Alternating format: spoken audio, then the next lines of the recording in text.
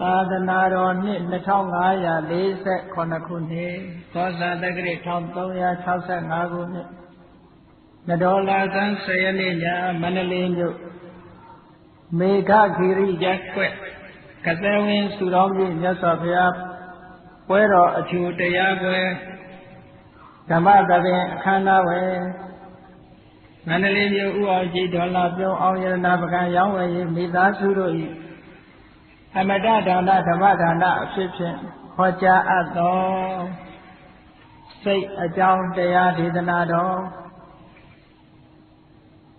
တရားပွဲအစမှာရှင်ဘုန်းတော်သခင်ရှင်တော်မြတ်ဘုရား၏မဟာကရုဏာကုံအာယုံပြုပြီးတော့ရှိခိုးကြရအောင်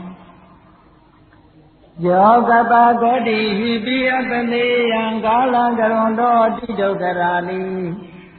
ခေရံကတောလောကဟိတာယာနာထောနမောမဟာကရုဏိကသတတ္တယောနာထောဝိနိယမြတ်စွာတတ္တဝါဤချမ်းသာစီးပွားလုံလတောင်းတကုံပေါင်းခါသဖြင့်နာထမိညာခြင်းရှင်တော်မြတ်ဖရာသည်ကပ္ပဂောတိဟိပိဂရေကဘာရေအတွက်တင်ချတို့ဖြင့်တော်လဲအတ္တနေယံရေအတွက်တိုင်းတာဖော်ပြခြင်းဟာမဆွမ်းနိုင်ပါသောကာလလေးအတင်ဖြည့်သိမ့်နေကဘာရှိကြသောကာလပတ်လုံးလောကဣဒယကတလောကဤအကျိုးစီးပွားအလုံးကအတ္တိဒုက္ခရာနိဥစ္စာအတ္တခြေလက်အင်္ဂါမေတ္တာကြီးမာသမိသားနှင့်တထာဇနီစဉ္ဉ္ကြီးဟုကြတိထဝေငါတွေအစုအလုံးခဲရင်တော်မူတို့ကိုကရွန်တော်ဘုရားဖြစ်ရန်ဤတန်ကျုပ်ကိုအာထုတော်မူရသည်ဖြစ်၍ခေရလက်ချင်းမျက်လုံးအသက်ဆုံးလည်းရဲ့နှလုံးစိမ်ဝံကိုတော်ဤပြမန်းခြင်းတို့ကတတဝအတန္တံကျိန်ဖန်များစွာရောက်တော်မူခဲ့ရရှာလိမ့်မည်မဟာကရုဏီကတတတဝါများယင်ဝေသားကဲ့သို့တနာသိခင်မဟာကရုဏာရှင်ဖြစ်တော်မူသောတသနာထတဝိနိယများစွာတတ္တဝါဤချမ်းသာစီးပွားလိုလားတောင်းတခုံပေါင်းခါသဖြင့်နာထမြညာထိုရှင်တော်မြတ်ဖရာအားနမောယုတိပြောင်းပြော့မှန်ကိုလျော်၍ကရောယုတုရှိခိုးခြင်းသည်အထုဘဝတုစင်စစ်မတွေဖြစ်ပါစေတည်း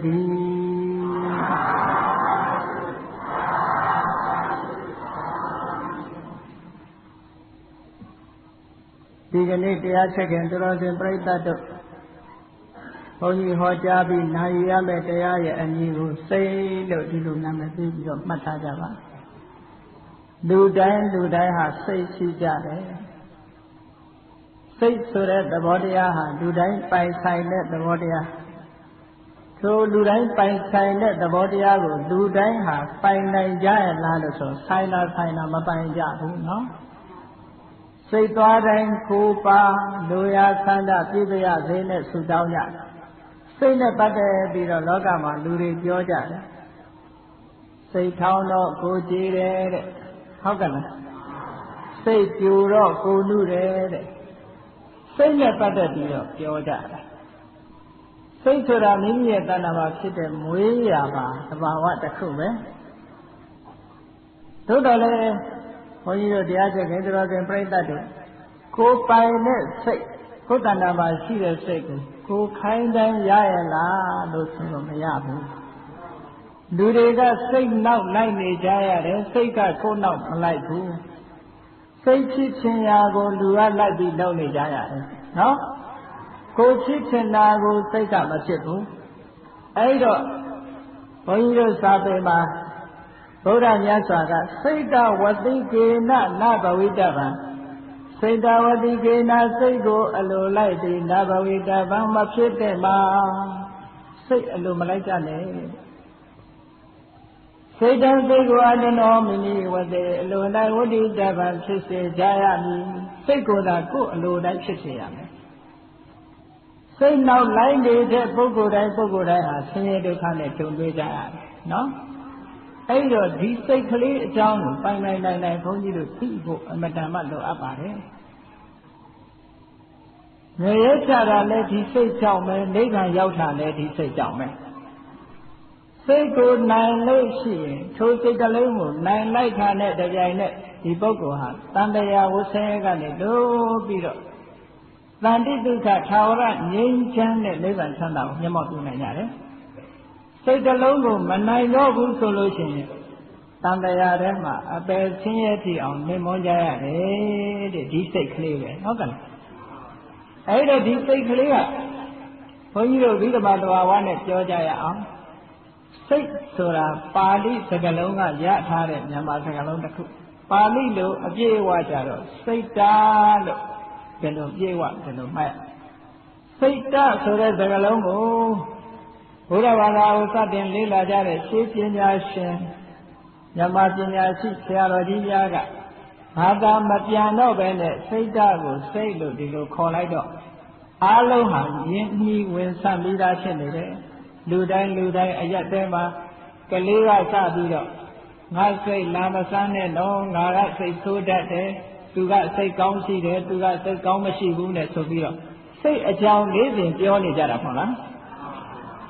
အေးအဲ့ဒီနေ့စဉ်ပြောနေတဲ့စိတ်အကြောင်းကိုသိသလားလို့ဆိုတော့မသိကြဘူးဂဂနန္ဒသိဖို့လိုအပ်ပါတယ်တဲ့အဲ့တော့စိတ်တဆိုတာဘာကြောင့်စိတ်လို့ခေါ်ရတယ်လဲအာရမဏစိတ်တေတိတိစိတ်တံအာရမဏအာယုံကိုစိတ်တေတိကြံစီတိုင်းဣတိတသမာထိုကြောင့်စိတ်တံစိတ်မိပါပေတော့ဤအာယုံကိုရအောင်ကြံယူတတ်သိတတ်သောကြောင့်စိတ်လို့ခေါ်ပါတယ်တဲ့ဒါစိတ်ရဲ့အဓိပ္ပာယ်ကိုမှတ်ထားဖို့လားနော်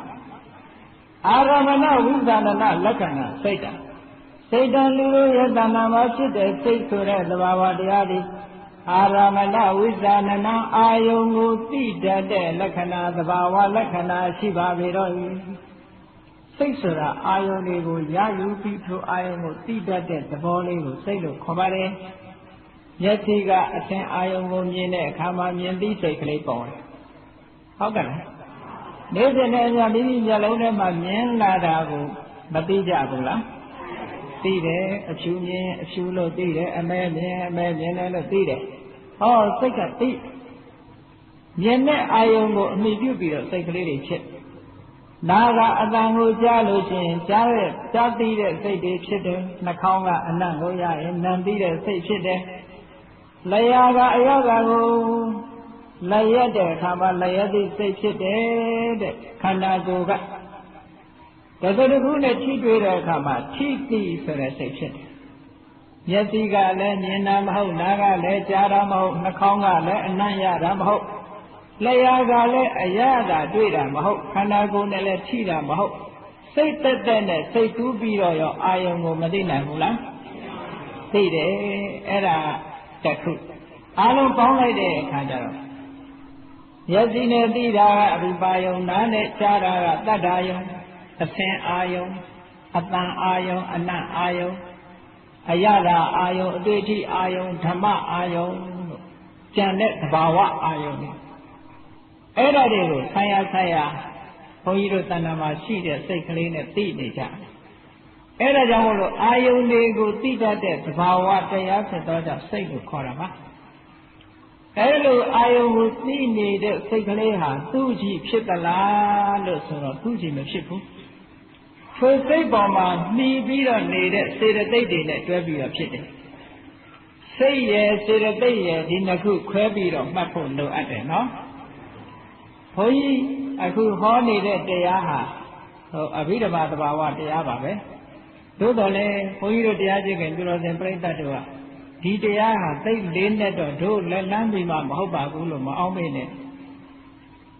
ဘုရားမြတ်စွာဟောတဲ့အဘိဓမ္မာဆိုတာလူတွေရဲ့တဏ္ဍာမှာရှိတဲ့တရားတွေကိုဟောထားတာနော်လူတွေမှာမရှိတဲ့တရားကိုလှမ်းပြီးတော့ဟောတာမဟုတ်ဘူးဘုန်းကြီးတို့မျိုးကောင်းသားမျိုးကောင်းသမီးတွေတရားချက်ခင်သူတော်စင်ပြိဿတ်တို့ရဲ့တဏ္ဍာမှာရှိနိုင်တဲ့တွေ့နိုင်တဲ့သဘာဝတရားတွေကိုဟောတာအခုအာယုံကိုသိတဲ့စိတ်အလုံးတွေးကြပြီနော်ထို့အာယုံမြင်သမျှအာယုံတွေကြားသမျှအာယုံတွေနှာခေါင်းကအနံ့ရသမျှအာယုံတွေအာယုံ၅ပါးအာယုံ6ပါးတွေ မိမိတို့ဆိုင်ရာစိတ်ကလေးတွေနဲ့သိနေကြတယ်မသိတဲ့သူရဲ့လို့မရှိဘူးဟုတ်ကဲ့အဲ့ဒီအသိစိတ်ကလေးတွေပေါ်လာတယ်အဲ့ဒီအသိစိတ်လေးတွေကိုပဲစိတ်ဓာတ်လို့ခေါ်တယ်အဲ့ဒီစိတ်ကလေးတွေဟာသူ့ကြည့်ဖြစ်သလားလို့ဆိုတော့စေတသိက်တွေနဲ့ရှင်တွဲပြီးတော့မှဖြစ်တယ်စေတသိက်ဆိုတာကစေတသိဘဝစေတသိကံစေတသိမိမိရဲ့စိတ်ထဲမှာဘဝဖြစ်ပေါ်လာတဲ့သဘာဝတရားတွေစေတသိကံမိမိရဲ့စိတ်ထဲမှာဖြစ်ပေါ်လာတဲ့သဘာဝတရားစိတ်ကလေးပေါ်လာလိုက်တာနဲ့တပြိုင်နက်စိတ်ထဲမှာဖြစ်တဲ့သဘာဝတရားတွေကလည်းရှင်တွဲပြီးတော့လာတယ်စိတ်တစ်လုံးနဲ့ကြည့်မဖြစ်ဘူးသူ့ရဲ့မိယာစေတသိက်တွေနဲ့ရှင်တွဲပြီးတော့ဖြစ်လာဆိုပါစို့ဘုန်းကြီးတို့တရားချက်ကသူတော်စင်ပြိဿတို့စဉ်းစားပြီးတော့ကြည့်မျက်စိနဲ့မြင်ရတဲ့အာယုံလေးတစ်ခုကိုမျက်စိကမြင်လိုက်တာနဲ့တပြိုင်နက်မြင်သိစိတ်ဖြစ်လာအဲ့လိုလိုမြင်သိစိတ်ဖြစ်လာတဲ့ဆိုရင်ဘာပေါ်လာသလဲဆိုရင်ထိုစိတ်နဲ့အတူရှင်တွဲပေါ်လာတာကဖတ်တာဆိုတာပေါ်လာဖတ်တာဆိုတာအာယုန်နဲ့စိတ်ကိုတွဲပေးတဲ့သဘာဝတရားသူပြင်းထန်လာလို့ရှိရင်ဖတ်တာဆိုတာတကယ်ကတော့ရုပ်တရားလို့ထင်ထင်ရှားရှားအကောင်အထည်ရှိတဲ့အရာမဟုတ်ဘူးသို့တော့သူဖြစ်လာတာနဲ့တပြိုင်နက်စိတ်နဲ့အာယုန်ထိတွေ့မှုဟာပို့ပြီးတော့ထင်ရှားလာတယ်ဖတ်တာပေါ်ပုံလေးကိုဘုန်းကြီးတို့တရားချက်ကသူတော်စင်ပြိဿတို့သဘောပေါက်အောင်တစုံတယောက်ရဲ့ရှေ့မိမိတို့ရှေ့မှာတစုံတယောက်ကကိုယ်ရှေ့မှာအပဒံချင်လာတဲ့သံဃာသီးလျှောက်သီးတို့ကိုစားမယ်ဆိုလို့ရှိရင်ကြည့်နေတဲ့မိမိတို့တဏ္ဍာမှာဘာတွေဖြစ်လာနိုင်နော်အဲ့ဒါဖတ်တာရဲ့ထိခိုက်မှုလို့ခေါ်တယ်ဟုတ်ကဲ့ဖတ်တာရဲ့စာရိတ္တတွေမိမိရဲ့လျာထဲမှာဒီခြင်သီးဟာရောက်လာတာမဟုတ်ဘူးမျက်စိနဲ့မြင်ရုံမြင်တာလူတယောက်ကခြင်ပေးဆိုတဲ့တံမယာသီးတို့ရှောင်းသီးတို့ဇီးကူသီးတို့စားနေတာနဲ့ကြည့်တဲ့လူကအလိုလိုသေရည်တများများဖြစ်လာတယ်ဒါဘု து ရဲ့စွမ်းရည်လဲဆိုဖတ်တာရဲ့စွမ်းရည်ဖတ်တာတွေပေါ်တာလို့ဒီလိုပြောတယ်နော်နောက်တနည်းအားဖြင့်ကြောက်တတ်တဲ့လူတယောက်တတိရှိတဲ့လူကအိမ်ခေါမိုးပေါ်တက်ပြီးတော့ရက်နေတယ်ကြောက်တတ်တဲ့လူတယောက်ကအလိုလိုကြောက်တုံးတုံဘုန်းကြီးတို့ဗမာစကားမှာနော်လှံပြားပဇင်းနာတော့ခြေကန်းကခြေပါဆိုပဇင်းလေးကလှံပြားနားနေလှံကိုအမတန်မှခြေကန်းကကြောက်တော့အလိုတယောက်အဲ့ဒါချိပြီးတော့လှံပြားမှာပဇင်းလေးနားနေတာကိုချိပြီးတော့ခြေကန်းကအလိုတယောက်ကြောက်ခြေပါတယ်ဆိုတဲ့ဗမာစကားပုံရှိတယ်နော်ကြောက်တတ်တဲ့လူကကြောက်เสียအာယုံမြင်လို့ရှိရင်သူ့ကိုဘာမှမထိပဲနဲ့လူဟာတုံလှုပ်ပြီးတော့သွားတတ်တယ်တဲ့ကြက်သေးသေးသွားတယ်ဒါဘု து ရဲ့ထိခိုက်မှုလဲလို့ဆိုရင်ဖတ်တာရဲ့ထိခိုက်မှုအဲ့ဒီဖတ်တာဆိုတဲ့သဘာဝတရားဘယ်မှာဖြစ်တာတော့ဆိုရင်ဘုန်းကြီးတို့မျိုးကောင်းသားမျိုးကောင်းသမီးတွေရဲ့စိတ်နဲ့ရှင်တွဲပြီးတော့လာတဲ့သဘောတရားပဲနော်အဲ့ဒါကိုစေတသိက်လို့ခေါ်တယ်ကဲအဲ့ဒါကိုလို့စိတ်ဖြစ်လာတဲ့အခါမှာထိတွေ့မှုဖတ်တာကလေးဝင်လာတယ်ဝင်လာတော့ဘာဖြစ်လဲကောင်းတဲ့အာယုံလေးနဲ့ထိတွေ့တဲ့အခါဝမ်းသာတယ်မကောင်းတဲ့အာယုံကိုမကြိုက်တဲ့အာယုံနဲ့ထိတွေ့လာလို့ရှင်မကျေနပ်တဲ့စိတ်တွေဖြစ်လာတယ်ကြိုက်မကြိုက်ဆိုတဲ့ခံစားမှုနှစ်ခုမပေါ်ဘူးလားအေးအဲ့ဒါပေါ်လာတာဝေဒနာလို့ခေါ်တယ်နော်ဘုန်းကြီးတို့အရက်ထဲမှာတော့ဝေဒနာဆိုတာယောဂဖြစ်မှဝေဒနာလို့ထင်နေကြတယ်ဝေဒနာဆိုတာပျော်တာလဲဝေဒနာပဲဘုန်းကြီးတို့စာပေမှာလာတဲ့ဝေဒနာဆိုတာအာယုံရဲ့အရသာကိုခံစားမှုတဲ့ကောင်းရင်ကောင်းတယ်လို့ခံစားတယ်မကောင်းရင်မကောင်းတဲ့ဝေဒနာခံစားအာယုံကိုခံစားမှုကိုဝေဒနာလို့ခေါ်တယ်ယောဂကိုခေါ်တာမဟုတ်ဘူးဘိဓမ္မာဝေဒနာကနော်ဝေဒနာကိုဘုန်းကြီးတို့ကျမ်းဂန်မှာအကျဉ်းအားဖြင့်၃မျိုးခွဲတယ်ဒုက္ခဝေဒနာဒုက္ခဝေဒနာအဒုက္ခမဒုက္ခဝေဒနာလူတွေကအာယုံကိုမြင်ရလို့ကျေနပ်တယ်ဆိုလို့ရှိရင်စိတ်ထဲမှာချမ်းသာလာတာဒုက္ခဝေဒနာခန္ဓာကိုယ်နေလို့ထိုင်လို့သက်တောင့်သက်သာရှိလာတာဒုက္ခဝေဒနာမကောင်းတဲ့အာယုံမြင်လို့စိတ်ထဲကမကျေမနပ်တွေဖြစ်လာတယ်ဒုက္ခဝေဒနာခန္ဓာကိုယ်မှာလည်းပဲဆင်းရဲတာတွေ့လာတယ်ဒုက္ခဝေဒနာအဲ့ဒါလို့ဝေဒနာနှမျိုးချင်းချင်းရှားရှားပေါ်လာတဲ့အခါရှိတယ်လို့ဒုက္ခလည်းမဟုတ်ဒုက္ခလည်းမဟုတ်ဆိုတဲ့ ခံစားချက်ကလေးတွေရှိသေးတယ်အဲ့ဒါကိုအဒုက္ခမဒုက္ခဝေဒနာလို့ခေါ်တယ်ဒုက္ခလည်းမဟုတ်ဘူးဒုက္ခလည်းမဟုတ်ဘူး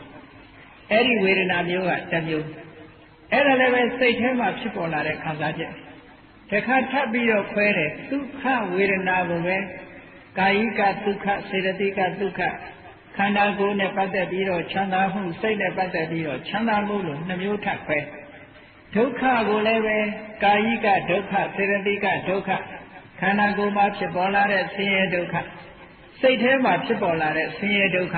လို့နှစ်မျိုးထပ်ပြီးတော့ခွဲပြီးအဒုက္ခမဒုက္ခဆိုတဲ့ဝေဒနာကြတော့ဥပိ္ပခာလို့ခေါ်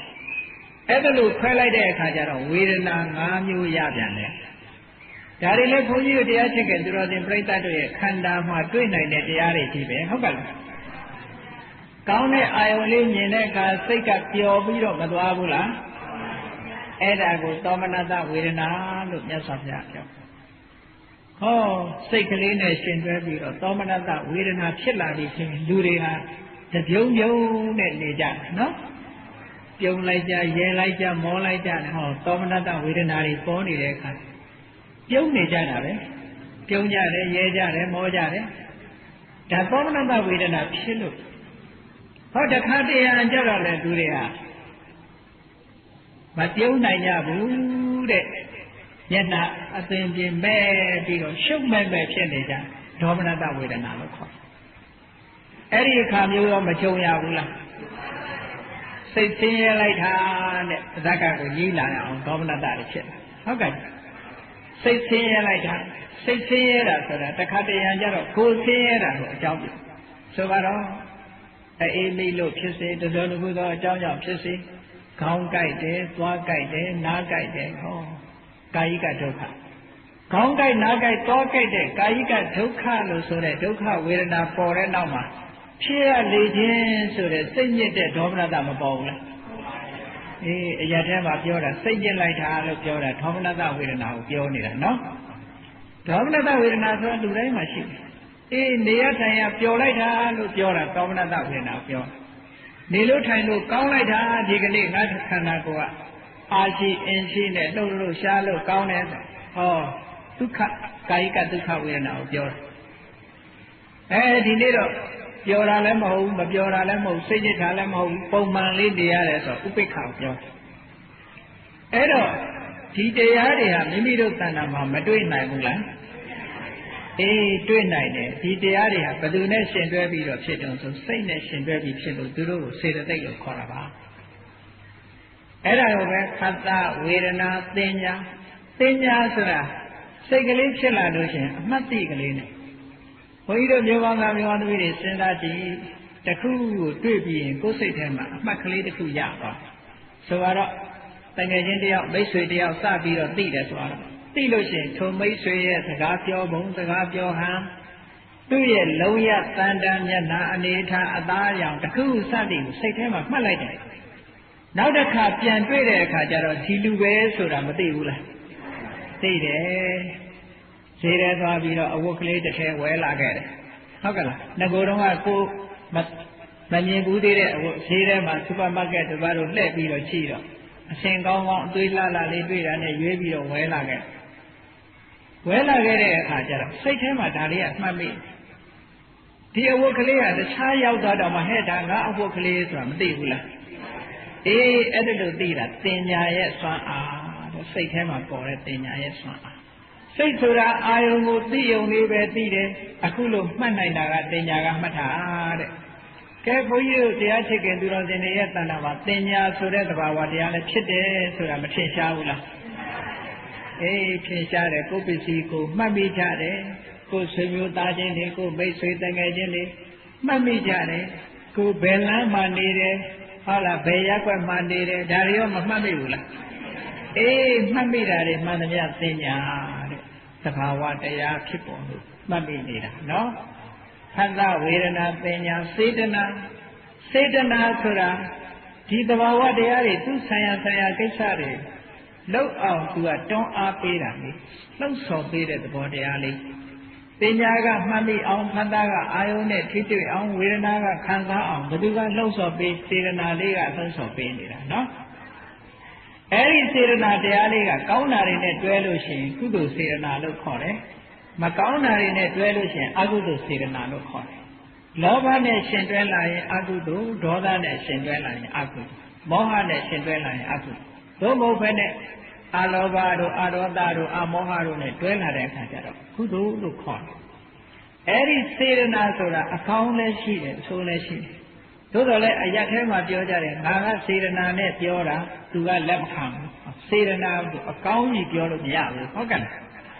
စေတနာဆိုတာကောင်းတဲ့သဘာဝတွေနဲ့ရှင်တွဲဖြစ်ရင်စေတနာကောင်းလို့ခေါ်တယ်မကောင်းတဲ့စိတ်တွေစိတ်ထားတွေနဲ့ရှင်တွဲလာလို့ရှိရင်စေတနာယုတ်လို့ခေါ်တယ်အဲ့ဒီစေတနာလေးကိုပဲဘုန်းကြီးတို့တရားချက်ကသူတော်စင်ပြိဿတ်တို့အားလုံးနားလည်ချတဲ့ကံတရားဆိုတာဒီစေတနာလေးကိုခေါ်တာပဲဒီစေတနာလေးဟာမြင့်မြတ်တဏ္ဍာမှာစုပြီးဆောင်းပြီးပြီဆိုရင်သူကအကျိုးတွေကိုထုတ်လုပ်ပေးတတ်တယ်ဒါကြောင့်ဘုရားမြတ်စွာကစေရနာဟံဘိက္ခဝေကမ္မဝဒာမိဘိက္ခဝေခြလာယံတို့အာငါသည်စေရနာဆိုတဲ့သဘာဝတရားကိုကမ္မံကံဟူ၍ဝဒာမိဟောပါပြီစေရနာဆိုတာတခြားမဟုတ်ဘူးကံတရားလောကမှာကံဤအကျိုးလို့ပြောကြတယ်မဟုတ်လားအဲ့ဒီစိတ်ထဲမှာဖြစ်ပေါ်လာတဲ့ဟောဒီစေရနာလေးကိုကံလို့ခေါ်တာ24ပစ္စည်းထဲမှာလည်းပဲဟိတုပစ္စယောအာရမဏပစ္စယောဆိုတဲ့အထဲမှာကမ္မပစ္စယောဆိုတာမပါဘူးလားအေးဒီကမ္မပစ္စယောဆိုတာတခြားပြောတာမဟုတ်ဘူးအခုစိတ်ထဲမှာဖြစ်တဲ့စေတနာလေးကိုပြောတာအဲ့ဒီစေတနာလေးကတွန်းအားပြင်းထန်လေးကံတရားတွေပြင်းထန်လာလေးဒီစေတနာလေးမိမိတို့ရဲ့တဏ္ဍာမှာကံအဖြစ်ဆောင်ရွက်နေသေးတဲ့ညဒီကံတွေအကျိုးပေးနေလို့ရှိရင်တန်လျာထဲမှာအကောင်းဆုံးခံစားနေကြရမှာတဲ့ဟုတ်ကဲ့ဒါလူသဘာဝဘုန်းကြီးတို့တရားချက်ကသူတော်စင်ပြိဿတ်တို့ရဲ့တဏ္ဍာမှာတွေ့နိုင်တဲ့သဘာဝလေးတွေကိုဘုန်းကြီးပြောတယ်စိတ်ဖြစ်ရင်အခုဒီသဘောတရားတွေအားလုံးဟာရှင်တွဲပြီးတော့အမြဲတမ်းဖြစ်တယ်သူတို့ကိုအကောင်းလို့လည်းပြောလို့မရဘူးအဆိုးလို့လည်းပြောလို့မရဘူးဖတ်တာတဲ့ဝေဒနာတဲ့သင်ညာတဲ့စေရနာတဲ့ဧကဂတအာယုန်လေးတစ်ခုပေါ်လာလို့ရှိရင်စိတ်ကအာယုန်နဲ့တွေးလိုက်တယ်ဆိုတော့မျက်စိကအဆင်းအာယုန်လေးကိုမြင်လိုက်တာနဲ့တကြိုင်နဲ့မြင်သိစိတ်ကလေးဖြစ်တယ်အဲ့ဒီမြင်သိစိတ်ကလေးဖြစ်တဲ့ကထိုအာယုန်ပေါ်မှာတခဏတာမြရပ်တန့်သွားတာကိုဧကဂတလို့ခေါ်တယ်ဟုတ်ကဲ့လား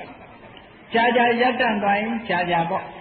အဲ့ဒီလိုတခဏကလေးတည်ထန့်သွားတဲ့သဘောလေးကိုဧကဂတတဲ့အဲ့ဒီဧကဂတဘုန်းကြီးတို့တရားကျင့်စဉ်ထဲမှာအာယုန်တစ်ခုပေါ်မှာစူးစိုက်ပြီးတော့ကြာရှုပေးရင်ဒီဧကဂတလေးကိုပဲသမာဓိလို့ခေါ်တာဧကဂတဆိုတာဧကဆိုတာတစ်ခုတည်းသောအကအာယုန်အဖို့အစုရှိတာအာယုန်တစ်ခုတည်းတင်ရှနေတာဟိုဒါဧကဂတလို့ခေါ်တယ်နော်သမာဓိလို့လည်းခေါ်တယ်အေးဒီဧကဂတဆိုတာလေးကလည်းအာယုန်လေးတစ်ခုပေါ်မှာစူးစိုက်ပြီးတော့ချိလို့ရတယ်ဘုန်းကြီးတို့တရားချက်ကသူတော်စင်ပြိဿတ်တို့ဈေးသွားတဲ့အခါပစ္စည်းဝယ်တော့ကိုလိုချင်တဲ့ပစ္စည်းကိုကြာနာမချိကြဘူးလားအေးအဲ့ဒီပစ္စည်းလေးပေါ်မှာစိတ်တခဏမြတည်ထန့်သွားတာလေးဟာဒါဧကဂတရဲ့ဆွမ်းအားပဲနော်အနုဘုဆိုရင်မိမိစိတ်လေးကဒီအာယုန်ပေါ်မှာတည်တတ်နိုင်မှာမဟုတ်ဘူးဟောသဘာဝတရားတွေအတ္တဆိုတာတွေ့ရပြီဝေဒနာဆိုတာတွေ့ရပြီသင်ညာဆိုတာတွေ့ရပြီစေတနာဆိုတာတွေ့ရပြီဧကဂတဆိုတာတွေ့ရမိမိတို့တဏ္ဍာမှာနော်နောက်တစ်ခုကဇီဝိတ္တရိယလို့ခေါ်တယ်ဇီဝိတ္တရိယဆိုတာတော့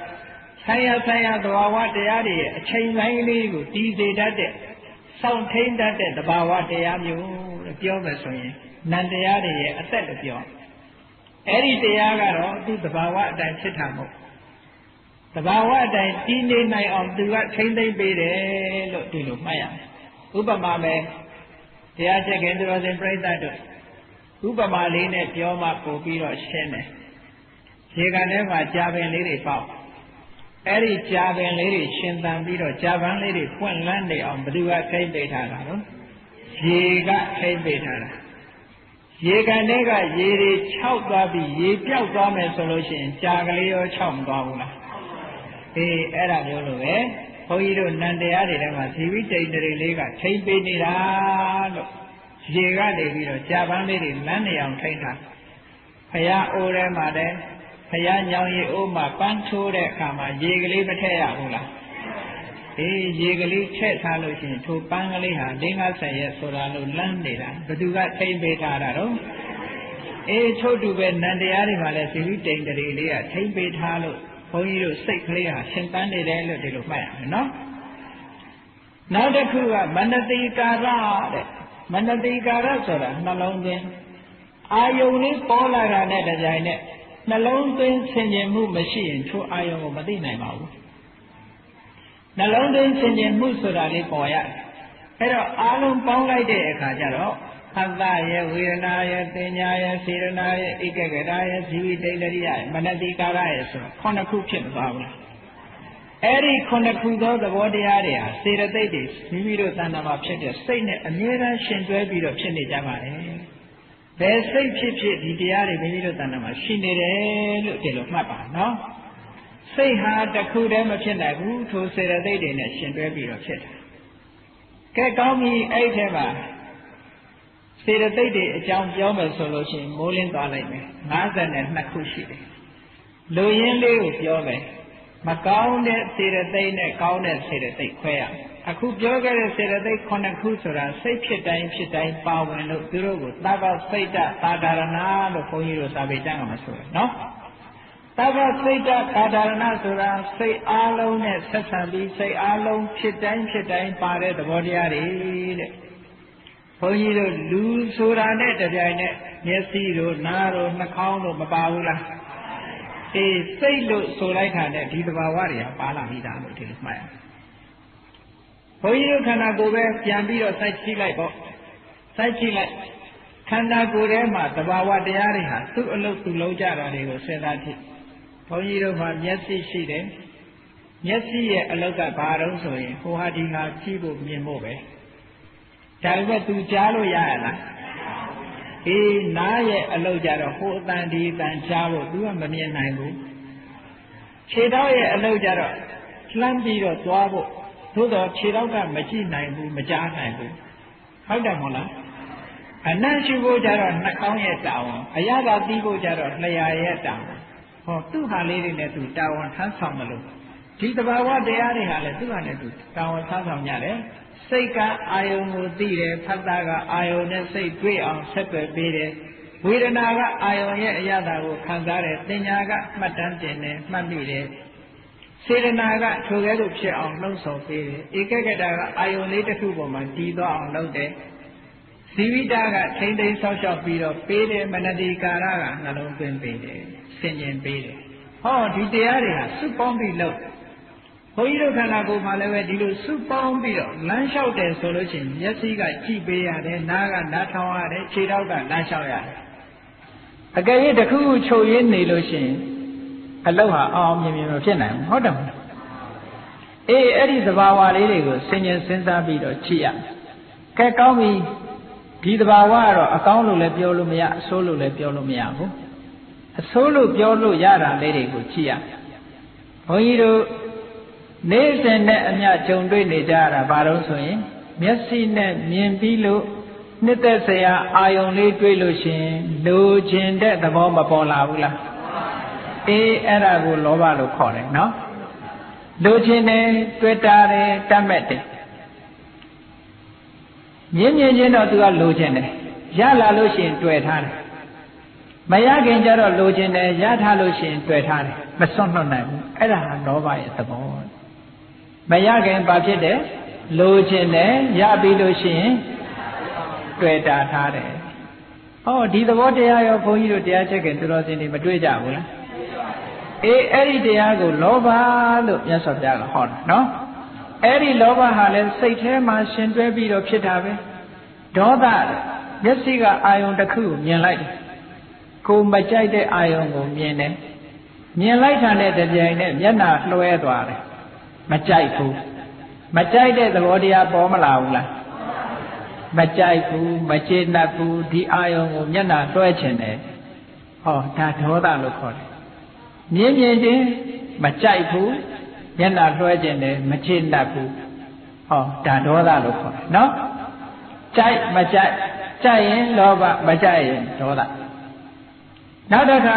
အာယုံကိုမြင်ပြီးတော့အကောင်းအဆိုးအကြောင်းအကျိုးမခွဲခြားတတ်ဘူးအာယုံပေါ်မှာတွေးဝေးနေတယ်တွေးဝေးနေတာကြတော့မောဟဒီသဘောတရားတွေဘုန်းကြီးတို့တရားချက်ခင်သူတော်စင်ပြိဿတ်တို့ရဲ့စိတ်ထဲမှာဖြစ်နေတာပါလားလို့စဉ်းစားရမှာနော်နောက်သူတို့ရဲ့ဆန့်ကျင်မဲ့ကောင်းတာကိုပြောမယ်ဆိုရင်လောဘကလိုချင်တယ်တွေ့တာတယ်ထိုလိုချင်မှုတွေ့တာမှုကိုပယ်တတ်နိုင်တဲ့သဘာဝတရားတစ်ခုကိုအလောဘလို့ခေါ်တယ်အဲ့ဒီအလောဘကြတော့မလိုချင်ဘူးမတွေ့တာဘူးစွန့်လွတ်နိုင်တယ်တဲ့ဒါကကောင်းတဲ့သဘာဝတရားနော်သဘာဝတရားမပေါ်လာဘူးမလိုချင်ဘူးမတွေ့တာဘူးအလောဘအနိဋ္ဌာယုံနဲ့တွေ့ကြုံမိမိမလိုချင်တဲ့မနစ်သက်စရာအာယုံနဲ့တွေ့ကြုံတဲ့အခါမှာဒေါသမဖြစ်ဘူးမကျေမနပ်မဖြစ်ဘူးအဒေါသအာယုံရဲ့သဘာဝကိုကြာကြာနာနာသိတယ်အမောဟပညာလောဘဒေါသမောဟရဲ့ဆန့်ကျင်ဘက်ကိုအလောဘအဒေါသအမောဟလောဘဒေါသမောဟကိုကုသိုလ်လို့အကုသိုလ်လို့မှတ်ပြီးတော့အလောဘအဒေါသအမောဟကိုကုသိုလ်လို့မှတ်ပါတဲ့ဟုတ်ကဲ့အဲ့လိုစိတ်တရားတွေမိမိတို့သဏ္ဍာန်မှာဖြစ်ပြီးတော့စိတ်တွေနဲ့ရှင်တွဲပြီးတော့ဒီစေတသိက်တရားတွေဖြစ်ပြီးတော့နေကြကဲဘုန်းကြီးတို့တွေနေ့စဉ်နဲ့အမျှသွားကြလာကြစားကြတောက်ကြစီးပွားရှာကြဘယ်သူကကိုယ်ဆောင်းနေတယ်လဲဆိုရင်ဟောဒီစိတ်ကဆောင်းစိတ်လို့ဆိုလိုက်ကြတယ်အခုပြောခဲ့တဲ့စေတသိက်တွေပါတယ်လို့မှတ်ထားနော်ဒါတွေကနေဆောင်းနေတာလောကကြီးတစ်ခုလုံးဘယ်သူကဥဆောင်နေစိတ်တွေကဥဆောင်နေတယ်နော်ဒါကြောင့်မို့လို့ဘုရားမြတ်စွာကစိတ်တေနနိယတိလောကောစိတ်တေနပရိကတတိစိတ်တသာဧကဓမ္မတသဗ္ဗေဝဝတ္တမနဟုလောကလောကကြီးကိုစိတ်တေနစိတ်ကနိယတိဆွဲဆောင်၍သွားပါပြီတော့ဤလောကလောကကြီးကိုစိတ်တေနစိတ်ကပရိကတတိဆွဲငင်၍ထားပါပြီတော့ဤ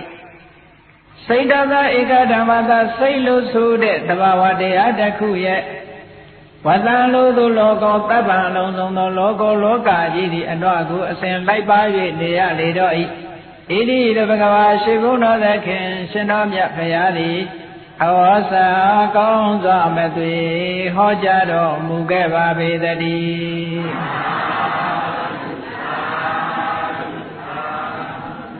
အခုပြောခဲ့တဲ့သဘာဝတရားတွေ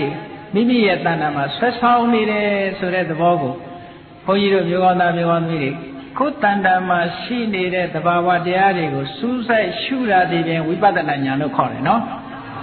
ဝိပဿနာဉာဏ်ဆိုတာဟိုကမ္မထာယိတာတွေသွားမှပေါ်တာမဟုတ်ဘူးဒီအာယုံကလည်းပဲကိုယ်တဏ္ဍာမှာရှိနေတာရှုတတ်ဖို့သိဖို့လေးပဲလိုတယ်အလုံးမအားလို့ငါမရှုနိုင်ဘူးလို့ဒီလိုလည်းမဟုတ်ဘူးနော်ကိုယ်တဏ္ဍာမှာဖြစ်နေတာတွေကိုသိဖို့အမတန်မှလိုအပ်ပါတယ်တဲ့ကဲကောင်းပြီလောကကြီးထဲမှာကိုယ်တယောက်တည်းနေတဲ့အချိန်ကလေးမှာအဲ့ဒီအချိန်လေးမှာကိုယ်တဏ္ဍာမှာဖြစ်ပေါ်နေတဲ့စိတ်လေးတွေကိုအာယုံစိုက်ကြည့်လိုက်လောကကြီးတစ်ခုလုံးဟာလူတွေကိုစိတ်ကနေဆောင်သွားနေကြစိတ်ကနေဆွဲခေါ်သွားတယ်အခုတရားဝဲလာအောင်ဘယ်သူကဆွဲခေါ်လာစိတ်ကဆွဲခေါ်လာတာနော်တရားဝဲမလာနိုင်အောင်အိမ်မှာနေရအောင်ဘယ်သူကဆွဲထားတော့တရားပွဲကြတော့လေတရားပွဲသွားအောင်ပါပဲတရားနာလို့ရှင်ဘုဒ္ဓတရတယ်အသိဉာဏ်တွေတိုးတယ်ဒီလိုအတွေးကလေးတွေနဲ့လာတာမဟုတ်လားခဏညတရားပွဲရှိတယ်တရားနာသွားရအောင်မယ်တရားနာရလို့ရှင်စိတ်ကြည်နူးတယ်အသိဉာဏ်တွေရတယ်ဒီလိုစဉ်းစားပြီးတော့အဲ့ဒီစဉ်းစားတဲ့စိတ်ကဆွဲခေါ်လာလို့တရားပွဲရောက်လာတာနော်မလာနိုင်တဲ့လူတွေကြတော့လေဒီနေ့အလုတ်ကမအားဘူးအိမ်မှာလည်းအိမ်ဆောင်မရှိဘူးဆိုတဲ့အတွေးစိတ်တွေကပြန်ဆွဲထားတာမဟုတ်လားပြန်ဆွဲထားလို့သူတို့တရားပွဲမလာနိုင်ဘူးเนาะအဲ့တော့လောကကြီးမှာတရားပွဲလာတဲ့လူကိုလည်းစိတ်ကဆွဲခေါ်လာတာအိမ်နေတဲ့လူကိုလည်းစိတ်ကဆွဲထားတယ်နှစ်ဦးစလုံးဟာစိတ်ကဆောင်းနေတာကြီးပဲမဟုတ်လားဒါကိုအကြောင်းပြုပြီးတော့မြတ်စွာဘုရားစိတ်တေနနိယတိလောကစိတ်ကဆွဲခေါ်နေတာတဲ့လောကကြီးတစ်ခုလုံးကိုစိတ်ကဆွဲခေါ်နေတာတခြားနေရာတွေလည်းကြည့်ကမ္ဘာလောကကြီးတစ်ခုလုံးဟုတ်လားမြန်မာနိုင်ငံနဲ့မကြည့်နဲ့ကမ္ဘာလောကကြီးမှာရှိတဲ့လူသားအလုံးဘသူကဆွဲခေါ်စိတ်ကဆွဲခေါ်ဘယ်သူကဆွဲထားတော့စိတ်ကဆွဲထား တရားဝဲပြီးတဲ့အခါအိမ်ပြန်ဘယ်သူကခေါ်သွားတာတော့စိတ်ကပဲခေါ်သွားတာအဲ့ဒီစိတ်ဆိုတဲ့သဘာဝတရားဟာတည်မြဲတဲ့သဘာဝတရားလားဆိုတည်မြဲတာမဟုတ်ဘူးကိုယ်ပိုင်တဲ့သဘာဝတရားလားဆိုတော့လည်းမပိုင်ဘူးအကြောင်းအလျော်စွာပေါ်လာပြီးတော့ဟုတ်တဝါအဘာဝဖြစ်လာပြီးတဲ့နောက်မှာပြတ်သွားတဲ့သဘာဝတရားဆိုတာဆင်ញင်စဉ်းစားဖို့လိုအပ်တယ်နော်အေးကောင်းပြီဒါကြောင့်မို့လို့ဘုရားမြတ်စွာကစိတ်တေနနိယတိလောကောစိတ်ရဲ့သဘာဝလေးကိုသိအောင်လုပ်ကောင်းပြီမြတ်စွာဘုရားသခင်တော်မြတ်ကစိတ်ဟာစိတ်ရဲ့သဘာဝလေးတွေကိုကိုယ်ထင်ရှားအောင်ဒုရေကမဧကသရံအတရေရံဂုဟာတယံယေစိတ်တံတံမေတ္တန္တိမောက္ခန္တိမာရဗန္ဒနာစိတ်ရဲ့သဘာဝတရားကိုမြတ်စွာဘုရားသခင်ကိုရောမြတ်ကဒုရေကမဝေကွာလှတဲ့အာယုန်တို့လည်းအရောက်သွားတတ်ပေထသောစိတ်ဆိုတာဘလောက်ဝေဝေရောက်အောင်သွားနိုင်တယ်ဒီအဓိပ္ပာယ်ကဘာကိုပြောတာလဲလို့ဆိုစိတ်ကခန္ဓာကိုယ်ကနေအပြင်ထွက်ပြီးတော့သွားတယ်လို့ဒီလိုမအောင်မေ့နဲ့နော်မြတ်စွာဘုရားကဒုရင်ကမအဝေးသွားတယ်ဆိုတာဘာတော့ဆိုဘလောက်ဝေးတဲ့အာယုံဖြစ်ဖြစ်စိတ်ကလှမ်းယူနိုင်တယ်ဒါကိုပြောဘလောက်ဝေးကွာတဲ့အာယုံပဲဖြစ်ဖြစ်စိတ်ကအာယုံပြုတ်နိုင်တဲ့သိနိုင်တာကိုဒီလိုဆိုဘုန်းကြီးတို့တရားချင်းကဆိုရတယ်ပြိဿတို့ဟိုးနိုင်ငံရခြားတိုင်းတစ်ပါးကိုလှမ်းပြီးတော့စိတ်ကနေညွတ်ကြည့်ရောက်မသွားဘူးလား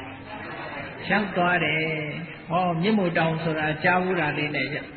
အာယုံပြုတ်ကြည့်လိုက်မြင့်မို့တောင်ရောက်မသွားဘူးလားဟုတ်တာမဟုတ်တာသာသာအာယုံပြုတ်တဲ့နေရာစိတ်ကရောက်မသွားဘူးလား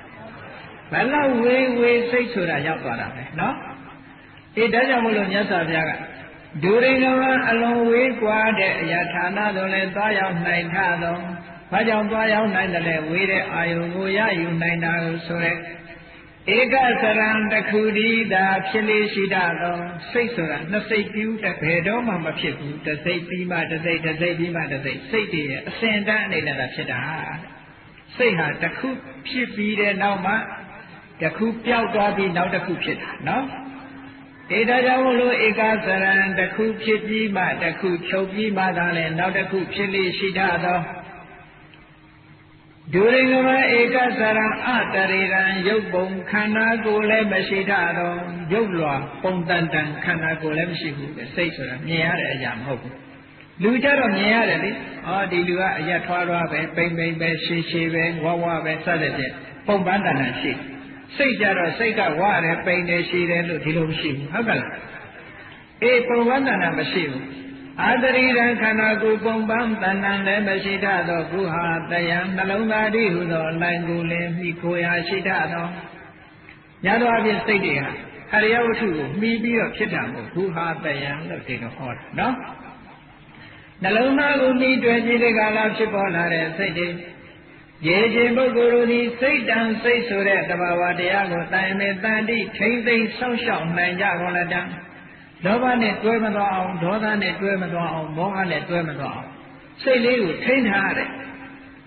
လောဘနဲ့တွဲမသွားသေးနဲ့ဖြစ်ဖြစ်ချင်းလောဘနဲ့တွဲတာမဟုတ်ဘူးเนาะဆိုပါတော့အာယုံလေးတစ်ခုကိုမြင်လိုက်တယ်မြင်ချင်းကြိုက်သွားတာမဟုတ်ဘူးကြိုက်စရာလေးတွေတွေးပြီးတော့မှကြိုက်တာဟုတ်တယ်မဟုတ်ကြိုက်စရာလေးတွေညှစ်သက်စရာလေးတွေတွေးပြီးတော့မှလူတယောက်အာယုံတစ်ခုကိုလည်းမြင်ချင်းမုန်းသွားတာမဟုတ်ဘူးမုန်းစရာတွေတွေးလို့မုန်းတာအဲ့ဒါမုန်းစရာတွေတွေးပြီးတော့ဒေါသတွေမဖြစ်စေနဲ့စိတ်စရာတွေတွေးပြီးတော့လောဘတွေမဖြစ်စေနဲ့ဒီလိုဆွလို့တယ်နော်အေးအတွေးတွေအပေါ်မှာနောက်ကနေပြီးတော့လောဘတွေဒေါသတွေမောဟတွေနဲ့တွဲနေတာအဲ့ဒါလို့မတွဲအောင်ရေခြင်းပုဂ္ဂိုလ်တို့သည်စိတ်တန်စိတ်လို့ဆိုတဲ့သဘာဝတရားကိုတိုင်မေတန်တိလောဘဒေါသမောဟတွေနဲ့မတွဲအောင်ထိမ့်သိမ်းဆောက်ရှောက်နိုင်ကြပေကုန်လတံတေထုပုဂ္ဂိုလ်တို့သည်မာရဗန္ဒနာမမေရနောင်ဖဲလို့ဆိုတဲ့တေဘုမကဝဆင်းရဲမှမောက္ခန္တိမုတ်ချပိုင်ပိုင်လွန်မြောက်ကြပေကုန်လတံဣတိဤတို့ဘဂဝါရှိဘုန်းတော်လည်းခင်ရှင်တော်မြတ်ဖရာသည်ဩစာကောင်းစွာမသွေဟောကြားတော်မူခဲ့ပါပေသတည်း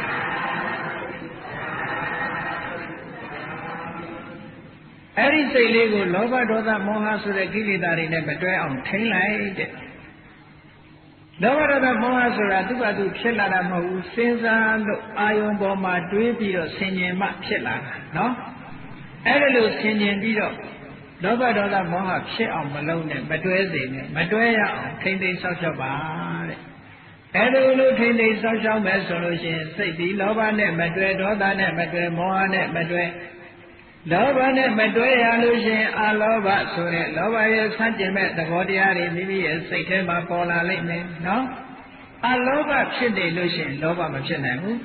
အဒေါသလို့ခေါ်တဲ့ဒေါသကင်းစင်မေတ္တာသဘာဝတရားတွေဝင်နေလို့ရှိရင်ဒေါသမဖြစ်ဘူးအမောဟလို့ဆိုတဲ့အသိဉာဏ်တွေဝင်နေလို့ရှိရင်မောဟမဖြစ်ပါကုသိုလ်တရားအလုံးရဲ့အမြင့်ဟာအလောဘအဒေါသအမောဟသာဖြစ်တယ်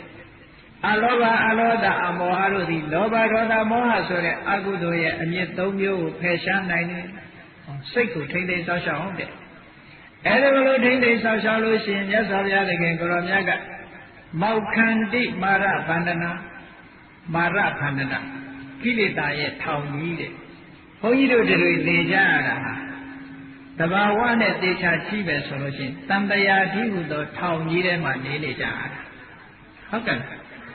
သေချာစဉ်းစားကြည့်လွတ်ရမရှိဘူးနော်ဘာဖြစ်လို့လွတ်ရမရှိလဲလို့ဆိုလို့ရှိရင်ဒီထောင်ထဲမှာဘလို့ကျင်လဲနေကြရလဲဩမိဘကြီးကနေပြီးတော့မွေးဖွားလာငယ်ငယ်ကနေမွေးပြီးတော့တဖြည်းဖြည်းအိုးလာပြီးတော့နာပြီးတော့တည်သွားပြန်တည်သွားပြီးဘာလို့ပြန်တော့တစ်ခါပြန်ပြီးတော့တန်တရားထဲမှာပြန်ဖြစ်ဖြစ်ရဘဝမှာတစ်ခါအိုးပြန်နဲ့နာပြန်နဲ့တည်ပြန်နဲ့ဟောဒီလိုနဲ့ပဲလှည့်နေမှာထပ်ပေါက်ကုန်မရှိဘူးလွတ်ရမရှိဘူးအဲ့ဒါဘယ်သူကချုပ်နှောင်ထားတာတော့ဆိုရင်မာရလို့ဆိုတဲ့ကိလေသာအချုပ်နှောင်ထားတာနော်အဲ့ဒီကိလေသာတွေရဲ့အချုပ်နှောင်တဲ့ကမလွတ်ဘူးတဲ့လွတ်ချင်လို့ရှိရင်ကိုယ်စိတ်ကလေးကိုထိန်စိတ်ကိုမထိန်နိုင်သေးတဲ့ပြဘယ်တော့မှမလွတ်ဘူးဒါရင်လားလို့ဆိုလို့ရှိရင်ဘုန်းကြီးတို့မြေကောင်းသားမြေကောင်းသမီးတွေကိုယ်စိတ်ကလေးကိုလောဘဒေါသနဲ့မောဟနဲ့မတွဲရအောင်မထိန်နိုင်ဘူးဆိုရင်ဒုက္ခတွေနောက်ကလိုက်ဦးလောဘဒေါသမောဟတွေနဲ့မတွဲရအောင်ထိန်သိမ်းလို့အလောဘအဒေါသအမောဟဆိုတဲ့ကုသိုလ်သဘာဝတရားတွေနဲ့တွဲလို့ရှိရင်တော့ချမ်းသာဒုက္ခတွေရနိုင်တယ်ဒါကြောင့်ဘုလို့စိတ်ရဲ့သဘာဝနဲ့ပတ်သက်ပြီးတဲ့ကာလမြတ်စွာဘုရားတခင်ကိုရောမြတ်ကမနောပုဝေကမာဓမ္မမနောတိဋ္ဌမနောမယမနသာစေပတုထေနပါတတိဝါကရောတိဝါတတောနံဒုက္ခမနွေတိစကံဝဝဟတောပရံစိတ်ရဲ့သဘာဝလေးကိုကြည့်အရာရာကိုစိတ်ကဥဆောင်တယ်ဓမ္မမိမိနဲ့စိတ်နဲ့ရှင်တွဲပြီးတော့ဖြစ်ပေါ်လာတဲ့ခံစားမှုစတဲ့စေတသိက်သဘာဝတရားတွေဟာမနောပဝေကမစိတ်လင်းရှိသွားကောင်းဆောင်ရှိကြပါပေကုန်၏အရာရာမှာစိတ်ကဆောင်နေတယ်ခံစားချက်တွေရဲ့ရှေ့ကစိတ်ရှိတယ်နော်စိတ်ကိုမိတွဲပြီးတော့မှခံစားချက်စတဲ့စေတနာတွေဖြစ်ရတယ်မနောပဝေကမစိတ်လင်းရှိသွားရှိကြပါပေကုန်၏မနောသေထာစိတ်ဒီဟုသောအကြီးအကဲရှိကြပါပေကုန်မနောမယစိတ်ဖြင့်ပြီးကြပါပေကုန်ဝါစိတ်ကဖန်တီးထားတဲ့အရာတွေဒါဖြစ်ပါပေတော့၏သဘာဝတရားကိုဆင်ញင်စဉ်းစားကြည့်ခံစားချက်စတဲ့သဘာဝတွေလောဘဒေါသမောဟစတဲ့သဘာဝတွေဘယ်သူကရှေ့ဆောင်သွားတော့ဆိုရင်စိတ်ကနေရှေ့ဆောင်သွားတာစိတ်ကနေရှေ့ဆောင်သွားပြီးတော့စိတ်ကြောင့်မို့သူတို့ဖြစ်နေကြရတာအေးအဲ့ဒါလို့ဆိုလို့ရှိရင်ကိုယ့်ရဲ့တဏ္ဍာမှာရှိတဲ့စိတ်ကလေးကိုမကောင်းတာတွေနဲ့မတွဲအောင်ထိန်းလို့မရပေဘူးလားအကယ်၍များမထိန်းဘူးစိတ်ကလေးဟာမကောင်းတဲ့အခြေအနေတွေနဲ့မကောင်းတဲ့စေတသိက်တွေနဲ့ရှင်တွဲသွားလို့ရှိရင်အဲ့ဒီစိတ်ကလေးကိုဗဒုဋ္ဌစိတ်တဲ့ပျက်စီးသွားတဲ့စိတ်လို့ခေါ်တယ်နော်လောဘတွေနဲ့ရှင်တွဲ၍နေမယ်ဒေါသတွေနဲ့ရှင်တွဲ၍နေမယ်မောဟတွေနဲ့ရှင်တွဲ၍နေမယ်အဲ့ဒီစိတ်လေးဟာဗဒုဋ္ဌစိတ်ဒါကြောင့်ဘုလိုမြတ်စွာဘုရားသခင်ကိုရောမြတ်ကဗဒုဋ္ဌေနလောဘဒေါသမောဟတို့ကြောင့်ပျက်စီး၍သာသောမနတာစိတ်ဖြင့်စေဝတတိဝါအကံရိပ်မူလေးပြောဆိုလိုက်မယ်ဆိုရင်စေကရတိဝါအကုန်ကြီးတစ်စုံတစ်ခုကိုပြုလိုက်လို့မယ်ဆိုလို့ရှိရင်ဟောစိတ်ကလေးမှာသူ့ဘာသူသဘာဝအတိုင်းမနေဘဲနဲ့ထိုစိတ်ကလေးဟာအတွေးအကြံတွေရဲ့နောက်လိုက်ပြီးတော့လောဘဖြစ်သွားမယ်လောဘကြောင့်ထိုစိတ်ကလေးကညှဉ်းနှွမ်းပြီးတော့ပျက်စီးသွားမယ် ဒေါသနဲ့ရှင်တွဲလိုက်လို့စိတ်ကလေးကညှဉ်းနှွမ်းသွားမယ်ဆိုလို့ရှိရင်အဲ့ဒီညှဉ်းနှွမ်းသွားတဲ့ပဋိဋ္ဌာစိတ်ကလေးနဲ့ဘာပဲပြောပြောအကောင်းမပြောတော့ဘူးတဲ့နော်အဲ့ဒီလောဘဒေါသနဲ့ရှင်းလာတဲ့စိတ်ကလေးကအဲ့ဒီစိတ်နဲ့စကားပြောပြီးဆိုရင်ဘာတွေပြောတော့ဝစီတုစရိုက်လိန်ပြောမယ်ဟုတ်ကလားမုဒ္ဒဝါဒပိတုနာဝါစာတယောက်နဲ့တယောက်မတည့်အောင်ခုံတိုက်မယ်သုဒဝါစာနေမငါစဆဲရင်မယ်တန်ခါပလာပအကျိုးမရှိတဲ့စကားတွေပြောတော့ဝစီတုစရိုက်လောဘနဲ့တွဲလာပြီးတော့လောဘနဲ့ရှင်တွဲနေတဲ့စိတ်ရှိတဲ့ပုဂ္ဂိုလ်ဒီဘယ်တော့မှအကောင်းမပြောတော့ဟုတ်ကဲ့ဒေါသနဲ့ရှင်တွဲပြီးတော့လာတဲ့ပုဂ္ဂိုလ်ကလည်းပြောသမျှစကားဟာဒုစရိုက်ကလွတ်တဲ့စကားမရှိဘူးထို့တူပဲလှုပ်လိုက်လို့ရှိရင်မကောင်းတာပဲလှုပ်တယ်ဒါကြောင့်မလို့မြတ်စွာဘုရားသခင်ကိုရောမြတ်ကပဒုထေနလောဘဒေါသမောဟစသည်ကြောင့်ပျက်စီးနေသောမနသောစိတ်ဖြင့်စေပါတတိဝါအကယ်၍ပြောဆိုမူလီပြောဆိုညစေကရောတိဝါတစုံတစ်ခုကိုမူလီပြုလုပ်ညတတော်ထိုသို့ပြုလုပ်ပြောဆိုခြင်းကြောင့်နံပကလန်ထိုပုဂ္ဂိုလ်တို့ဒုက္ခဆင်းရဲသည့်အနွေးတိချက်ချပကွာလိုက်ပါ၍နေလေတော့၏ဟောလောဘစိတ်ဒေါသစိတ်လောဘနဲ့ရှင်တွဲတဲ့စိတ်ဒေါသနဲ့ရှင်တွဲတဲ့စိတ်မောဟနဲ့ရှင်တွဲတဲ့စိတ်ကြောင့်မပြောသင့်တာပြောမိပြီဆိုရင်ထိုပြောမှုကြောင့်ဒုက္ခမရောက်ဘူးလားအေးလောကမှာဒုက္ခရောက်နေတာပါဇက်ကနေမပြောသင့်တာတွေပြောမိလို့ဒုက္ခရောက်တဲ့လူတွေမရှိဘူးလားမရောက်ဘူးလားအေးလောကမှာဒုက္ခရောက်နေတာပါဇက်ကနေမပြောသင့်တာတွေပြောမိလို့ဒုက္ခရောက်တဲ့လူတွေမရှိဘူးလားအများကြီးပဲအဲ့ဒီလူကမပြောသင့်တာဘာကြောင့်ပြောလဲဆိုရင်လောဘကြောင့်ပျက်စီးသွားတဲ့စိတ်နဲ့ပြောနော်လောဘကြောင့်ပျက်စီးသွားတဲ့စိတ်ဒေါသကြောင့်ပျက်စီးသွားတဲ့စိတ်မောဟကြောင့်ပျက်စီးသွားတဲ့စိတ်ကလေးနဲ့ပြောလိုက်တယ်ဆိုရင်အကောင်းမပြောပါမပြောကောင်းမပြောသည့်အတွက်ကြောင့်ဒုက္ခတွေသူပြောမှုကိုအကြောင်းပြုပြီးတော့ဒုက္ခတွေဖြစ်ရတယ်ဟောလုပ်တဲ့အခါမှာလည်းပဲထုတ်တူမကောင်းတာပဲလုပ်မိတယ်စိတ်ကလေးကလောဘဒေါသမောဟကြောင့်ပျက်စီးသွားပြီးထိုစိတ်ကလေးကိုခြေခံပြီးတော့လှုပ်တတ်ပြအလုပ်မှလည်းကောင်းမဖြစ်တော့ဘူးမကောင်းတဲ့အလုပ်လုပ်ပြီးလိုက်လို့ရှိရင်ဒုမကောင်းတဲ့အလုပ်ကိုလုပ်ချင်းကြောင့်ဒုက္ခတွေနောက်ကမဖြစ်လာဘူးလားဖြစ်လာတယ်တဲ့နော်အဲ့ဒါကိုမြတ်စွာဘုရားသခင်ကိုရောမြတ်ကတတော်ထိုပြုလို့ပြောဆိုခြင်းကြောင့်နံပါတ်ကလန်ထိုပုဂ္ဂိုလ်တို့ဒုက္ခဆင်းရဲဒုက္ခအကုသမြသည်ဒီဘဝမှာလည်းဆင်းရဲဒုက္ခဟောဒေါသကြောင့်သူလိန်ပြောမိတယ်ဆိုတာဒီလူကလူလိန်နဲ့တရားလူတွေမိတ်ဆွေတကယ်ချင်းတွေကရှောင်ကြဟုတ်ကဲ့ဒီလူကတော့ဘယ်တော့မှမှန်တာမပြောဘူးဒီလူကမဟုတ်တာတွေပြောတယ်စသဖြင့်မိတ်ဆွေတကယ်ချင်းတွေကရှောင်ကြတယ်ဒီလူကအကောင်းမလုပ်ဘူးမကောင်းတာတွေလုပ်တယ်ဆိုမိတ်ဆွေတကယ်ချင်းတွေကရှောင်ကြပတ်ဝန်းကျင်ကလည်းသိတာဟောဒီဘဝတွေမှာကဲ့ရဲ့ဖြစ်တင်ခြင်းဆိုတဲ့ဒုက္ခတွေမခံရဘူးလားကဲ့ရဲ့ဖြစ်တင်တဲ့ဒုက္ခတွေအမျိုးမျိုးခံရပြီးတော့တကယ်လို့ဘဝရောက်တဲ့အခါကျတော့လေဟောအပင်ငယ်ကြတဲ့အခါမှာကြီးတဲ့ကြီးကျယ်တဲ့ဒုက္ခတစ်ခါခံရကြဒါကြောင့်မလို့မြတ်စွာဘုရားကမကောင်းတာပြောပြီးပြီးမကောင်းတာလုပ်လို့ရှိရင်အဲ့ဒီမကောင်းတာပြောခြင်းပြုလုပ်ခြင်းကိုအခြေခံပြီးတော့ဒုက္ခတွေဒီပုဂ္ဂိုလ်ရဲ့နောက်မှာလိုက်နေတယ်ဘယ်လိုလိုက်တယ်လဲဆိုရင်စက္ကဝဝဟာတော်ဗလားဝဟာတော်လဲမှာကထားတဲ့နွားရဲ့ပဒံခြေရာတို့စက္ကံလဲပြီးကြီးပြီးအလွေကြီးဤဝါချက်ချမကွာလိုက်ပါနေပြီးတကယ်လို့ဒီလဲမြင်မှုကြတယ်မဟုတ်လားနွားလဲမှာကထားလို့ရှိရင်နောက်ကဘိန်းကြီးကတစ်ခါပဲလိုက်နေတော့တာပဲနော်ချက်ချမကွာလဲဘိန်းကြီးလိုက်နေတယ်လို့ပဲတဲ့ဆင်းရဲဒုက္ခဟာနောက်ကနေလိုက်ပြီးတော့နေတယ်ဒုက္ခပေးပြီးတော့လိုက်နေတာအေးအဲ့ဒါကြောင့်မလို့မြတ်စွာဘုရားတကယ်ကိုရောမြတ်ကမိမိတို့စိတ်ကလေးကိုထိန်းရမယ်ပဒုဋ္ဌမနနဲ့တစုံတစ်ခုကိုပြောမယ်ဆိုမယ်လုပ်တိုင်းမယ်ဆိုလို့ရှိရင်ဆင်းရဲဒုက္ခတွေရလိမ့်မယ်ဘုန်းကြီးတို့မြတ်စွာဘုရားတကယ်ကိုရောမြတ်လက်ထက်တော်အခါကာလတော့ကရဟန်းတော်တစ်ပါးဟာဝိတော်ကရှင်ပါဠလို့ခေါ်တယ်အဲ့ဒီရဟန်းတော်တစ်ပါးဟာတစ်ချီမျိုးပါပဲအမတန်ချမ်းသာတဲ့လူမျိုးကနေတရားနာရတဲ့အခါကျတော့သာသနာ့ဘောင်ဝင်ရဟန်းခံပြီးတော့တရားဓမ္မကျင့်ကြံကြိုးကိုအားထုတ်တော်တယ်သွားပြီးတော့ခေါ်ရမ်းနေတယ်အားထုတ်ဘယ်လောက်ထိအောင်အားထုတ်လဲဇွဲဘယ်လောက်ကောင်းတယ်လဲလို့ဆိုလို့ရှိရင်ထိုင်ခြင်းသွားခြင်းရက်ခြင်းဆိုတဲ့ဣရိယာပုတ်၃ပါးတယ်လျှောင်းခြင်းဆိုတဲ့ဣရိယာပုတ် ပယ်လိုက်သူ့တက်တာတရားအထုတ်နေတဲ့အချိန်တွင်မှာဘယ်တော့မှကြောခင်းပြီးတော့မအိပ်ဘူးထိုင်ပြီးတော့တရားအထုတ်မယ်ဉာဏ်လျှောက်ပြီးတော့တရားအထုတ်ဆွဲကောင်းကောင်းနဲ့တရားအထုတ်လိုက်တာဘာဖြစ်လာလဲလို့ဆိုလို့ရှိရင်နှစ်လလောက်တရားအထုတ်လိုက်တဲ့အချိန်မှာမျက်စိယောဂရတယ်ဘုန်းကြီးတို့ပြောအောင်သားပြောအောင်သမီးတွေစဉ်းစားလိုက်ပဲတရားအထုတ်လို့မျက်စိယောဂရတယ်လို့ထင်ကောင်းထင်တယ်မဟုတ်ဘူးနော်တရားအထုတ်လိုက်တဲ့အခါမှာသူမျက်စိယောဂရလာ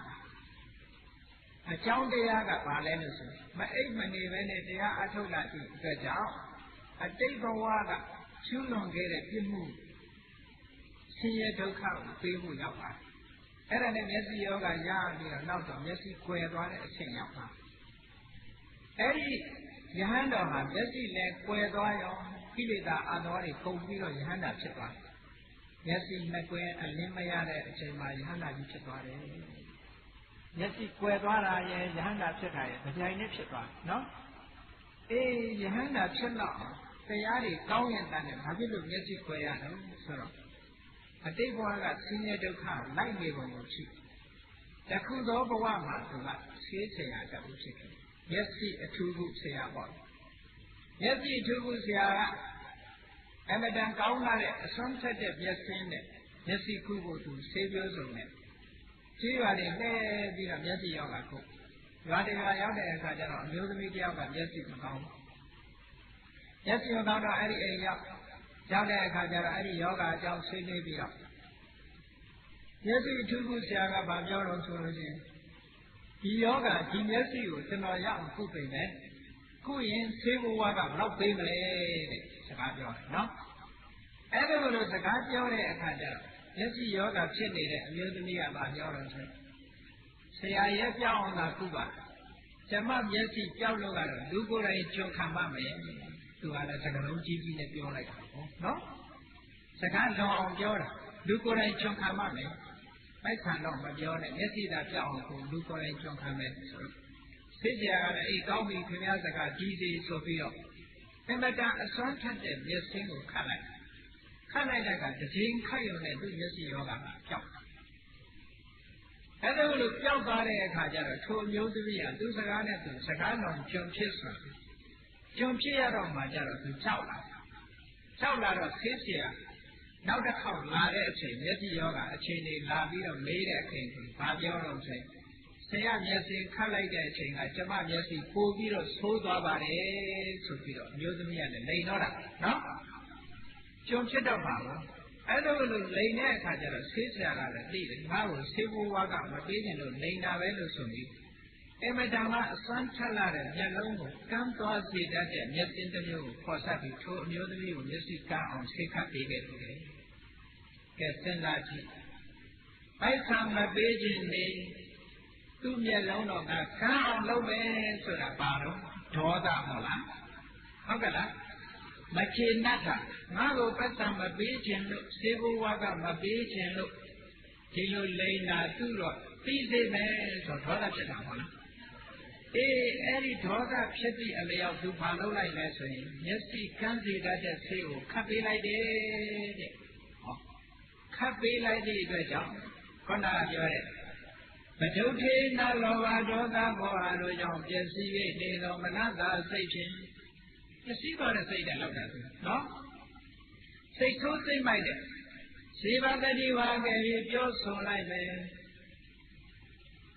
စေကရတိဝါအကဲပြီးပြုလုပ်လိုက်မယ်ဆိုလို့ရှိရင်တတော်ထို့သို့ပြုလုပ်ပြောဆိုမှုကြောင့်ဒုက္ခံဆင်းရဲဒုက္ခတွေအနေဖြင့်ထက်ချက်မကွာလိုက်ပါ၍နေလေတော့၏အဲ့ဒီတော့ကမျိုးသမီးတရားကိုမျက်စိကန်းအောင်လုပ်ခဲ့လို့ဘဝပေါင်းများစွာမျက်စိကန်းရဟန္တာဖြစ်တဲ့ဘဝထီအောင်ဟောဒီမျက်စိဝေဒနာဖြစ်တယ်ဘုန်းကြီးတို့တရားချက်ကသူတော်စင်ပြိဿတို့လူချင်းတူပေမဲ့လို့လောကမှာမျက်စိယောဂါတွေဖြစ်ကြတယ်သူများတဲ့ပိုးပြီးတော့မျက်စိဒုက္ခရောက်တယ်ဆိုတဲ့ပုဂ္ဂိုလ်တွေကအတိတ်ဘဝတုန်းကအခုလိုဒေါသအခြေခံပြီးတော့ပြင်းမှန်းခဲ့တဲ့အကုသိုလ်တွေရှိကောင်းရှိနိုင်တယ်နော်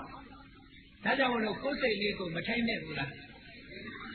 အကယ်၍များတော့ပိုက်ဆံမပေးခြင်းနဲ့နေပါစေသူ့မျက်စိတွေကောင်းသွားတယ်ဝမ်းသာတယ်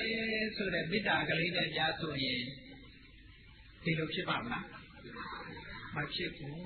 ပိုက်ဆံမပေးတာမချေနှက်လို့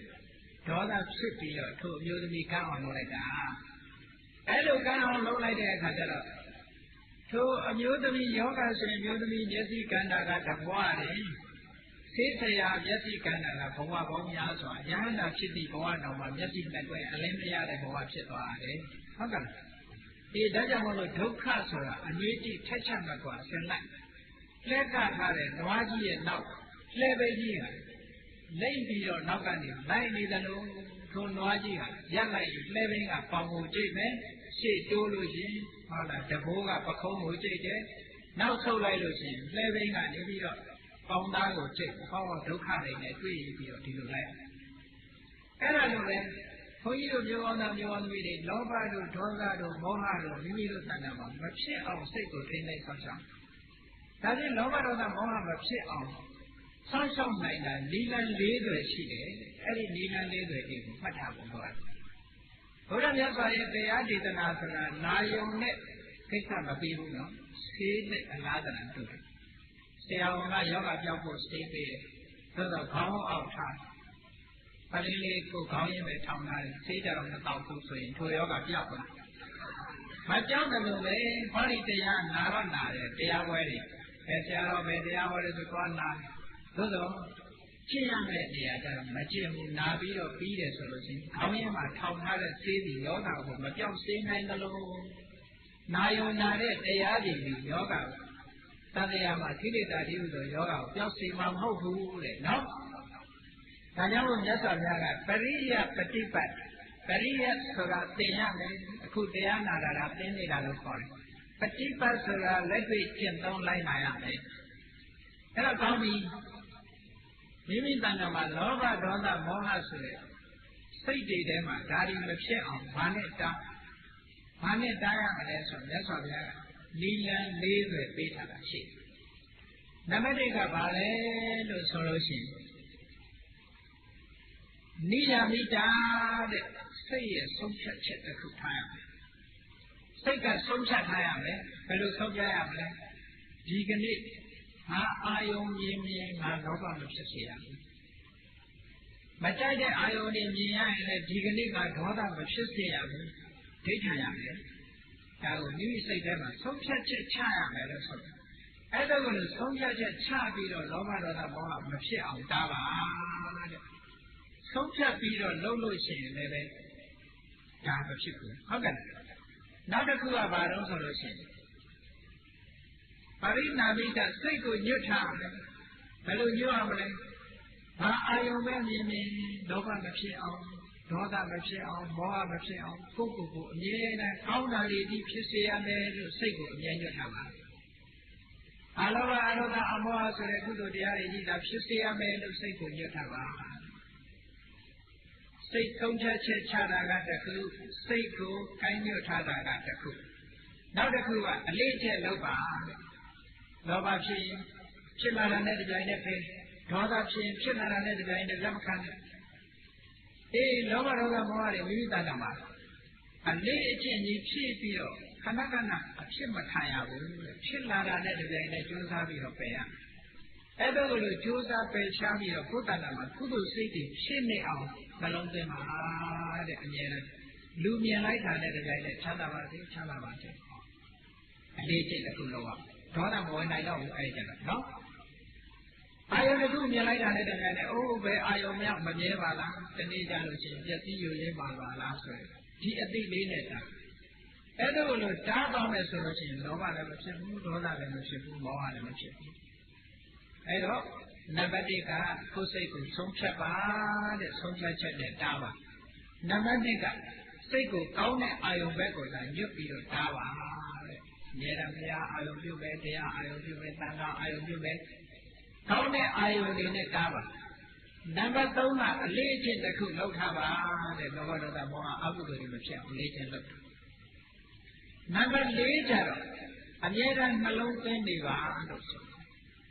ကောင်းတဲ့စိတ်တွေမိမိတဏ္ဍာမှာဖြစ်နေတာကိုထိုစိတ်တွေနဲ့ပဲအမြဲတမ်းကောင်းအောင်နှလုံးသွင်းနေပါ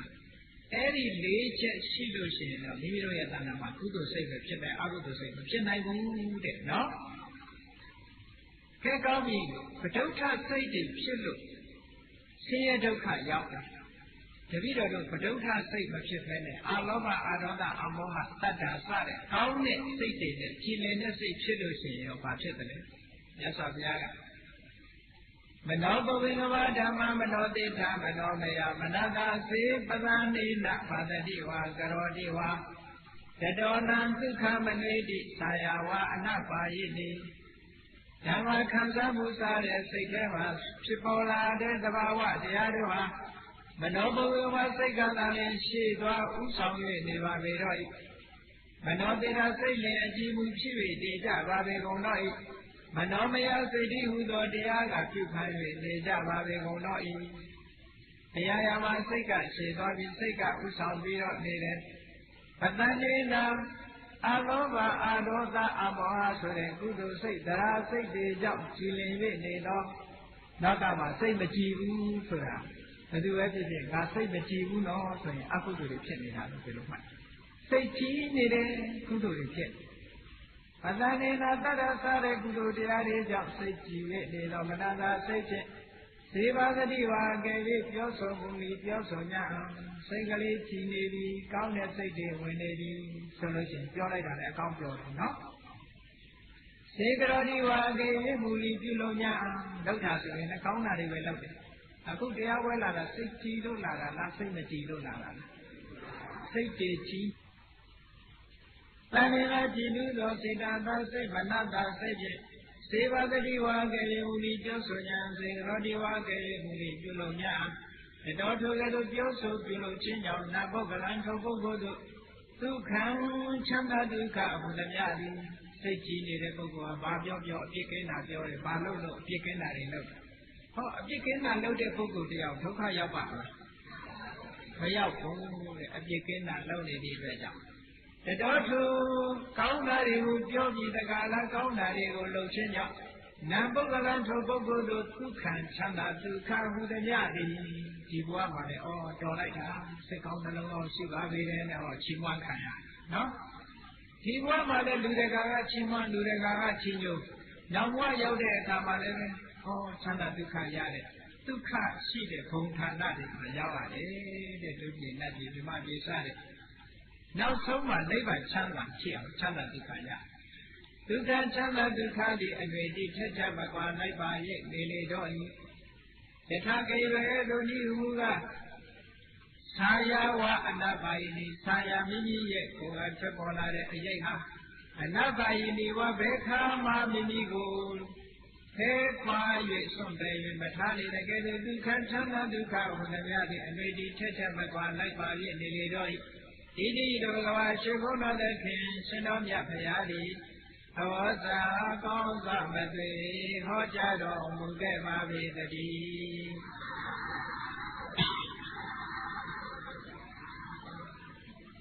်းဒါကြောင့်မို့လို့အရာရာကစိတ်ကဥဆောင်ကြည်လင်တဲ့စိတ်ကလေးနဲ့ဘာလို့လို့ကောင်းတာတွေဖြစ်တယ်ဘုရားမြတ်စွာလက်ထက်တော်ခါကာလတုန်းကမျိုးကောင်းသားလေးတယောက်သူကအမတန်ချမ်းသာတဲ့တထေသားပဲသို့တော့သူ့ဖေကကတ်သိန်းနေသိကြီးကနှမျောတဲ့လူကြီးဘယ်သူမှမပေးဘူးဒါကြောင့်မို့သူ့ကိုဘယ်သူမှမပေးတဲ့အတွက်ကြောင့်အတ္တိဏပုပ္ပကလို့နာမည်တက်ထားကြတယ်ဘယ်သူကမှဘာမှပေးလို့မရှိတဲ့ပုဂ္ဂိုလ်နော်နှမျောလိုက်တာတော့ဘယ်လောက်ထိနှမျောတော့တနေ့ကျတော့သူ့သားလေးကလည်းတယောက်တည်းရှိတယ်အဲ့ဒီသားကလေးကိုတော့တတဆင်ပေးခြင်းပါရဲ့ဆင်ပေးပြီမဲ့လို့ပရိဆရာကိုအပ်ပြီးတော့လှပ်ပါတဲ့လက်ဝတ်သားစာလေးလုပ်ရင်သက်ဆိုင်ကုန်မှာဆိုလို့သူ့ဘာသူတတ်တဲ့ပညာလေးနဲ့လုပ်ပြီးနှောင်းကိုလည်းဆင်းလုံးကျော်ရွှေလုံးကြီးလုပ်ပြီးနှောင်းပန်ပေးထားတယ်ဒါကြောင့်မလို့အဲ့ဒီကလေးလေးကိုဆင်းလုံးကျော်နှောင်းကြီးဟုတ်လားသူများလို့လှလှပပပုံတန်တာမဟုတ်ဘူးရွှေချောင်းကိုလိပ်ပြီးတော့ထားတယ်ဆင်းလုံးကျော်နှောင်းပန်ထားလို့မထကုံတတိလို့ဒီလိုခေါ်တယ်အဲ့ဒီဒါတော့နှမျောတဲ့တစ်သေးဟာဒီနေ့ကျတော့တဝိသောသားလေး16နှစ်အရွယ်ရောက်တဲ့အခါယောဂဖြစ်အခုခေတ်ဆိုလို့ရှိရင်ဘာယောဂလဲဆိုသူက jaundice လို့ခေါ်တဲ့ပါတယ်ဒီအတဝါအသေးရောင်ယောဂမျိုးဖြစ်တယ်နော်အတဝါယောဂဖြစ်တယ်အတဝါအသေးရောင်ယောဂဖြစ်တာကိုဆရာဝန်တွေဆေးသမားတွေခေါ်ပြီးတော့ဆေးကွင်းပိုက်ဆံကုန်မှာနှမျော နှယောဒီအတွက်ကြောင့်ဒီယောဂဘာနဲ့ပျောက်တော့ဆေးစရာတွေသွားပြီးတော့ဆေးစရာတွေကလည်းတောင်းရောင်ပြောကြတာပေါ့ဆေးပြီးတို့တွေပေးဆေးပြီးတို့တွေပေးတော့အဲ့ဒါတွေနဲ့တိုက်ယောဂကတဖြည်းဖြည်းပြင်းထန်လာခုလို့မရတဲ့အခြေအနေရောက်အဲ့ကြတော့မှဆေးစရာပဲပြီးတော့ဆေးစရာတွေကဘယ်သူမှလက်မခံတော့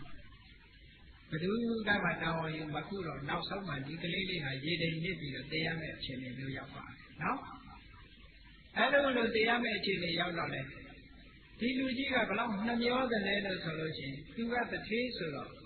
လူတွေကတော့တထေးအိမ်ဆိုတော့လာခြင်းရမှာပေါ့လေဒီကလေးလေးနေမကောင်းတာလာမေးတဲ့အခါကျတော့သူ့ပစ္စည်းတွေလူမြင်မှဆိုလို့လေဒီကလေးအိမ်အပြင်ထောက်တာအဲ့ဒီအချိန်မှာမြတ်စွာဘုရားသခင်ကိုရောမြတ်ကဒီကလေးရဲ့အခြေအနေကိုမဟာကရုဏာဘုရားဘကထားတဲ့အခါမြင်တော့မြတ်စွာဘုရားက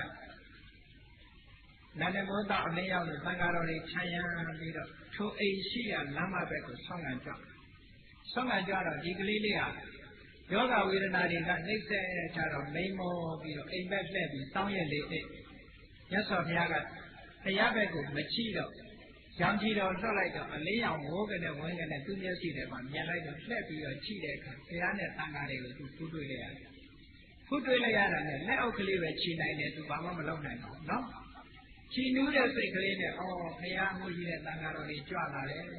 လူကျင်လိုက်တာဒါပေမဲ့ငါမထနိုင်တော့ဘူးဆိုပြီးတော့လက်အုပ်ကလေးနှစ်ဖက်ရှက်လိုက်ရင်းကနေမျက်လုံးလေးပိတ်ပြီးတော့သုတိစိတ်ကြပါတယ်ဒီကလေးအဲ့လိုသေသွားတဲ့အခါဘာသွားဖြစ်တော့ဆိုတာဝိန္ဒနတ်ပြည်မှာနတ်သားသွားဖြစ်တယ်ကြီးညိုစိတ်ကလေးဘယ်တော့တန်ဖိုးရှိတယ်မိနစ်ပိုင်းစက္ကန့်ပိုင်းကလေးမှာဖြစ်တဲ့ကြီးညိုစိတ်နော်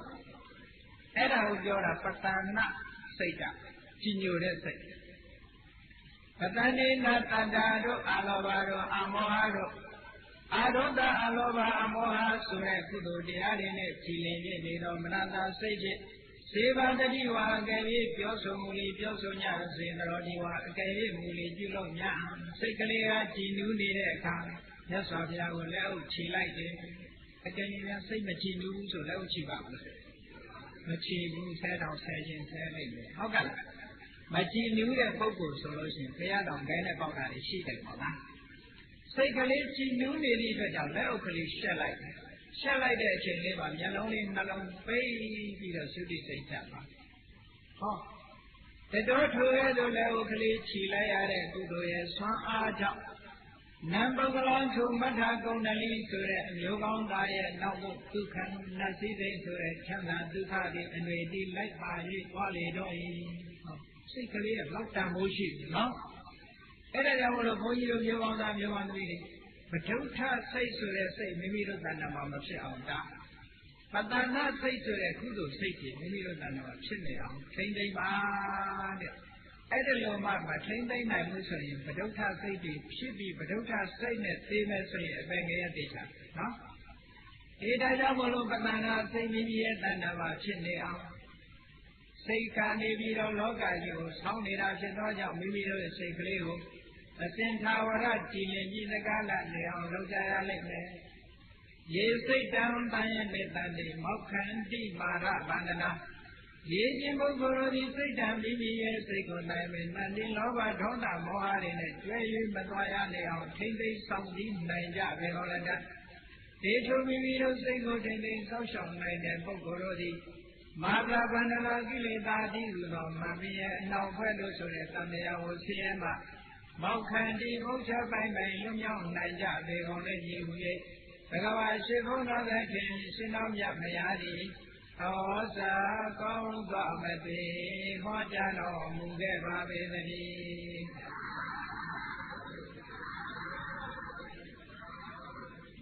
စိတ်တလုံးပိုင်ရင်နိဗ္ဗာန်ရတယ်တဲ့ဒါကြောင့်မလို့တရားချက်ခင်တော်တဲ့ပြိဿတွေမိမိငွေရပါဖြစ်တဲ့စိတ်ကလေးကို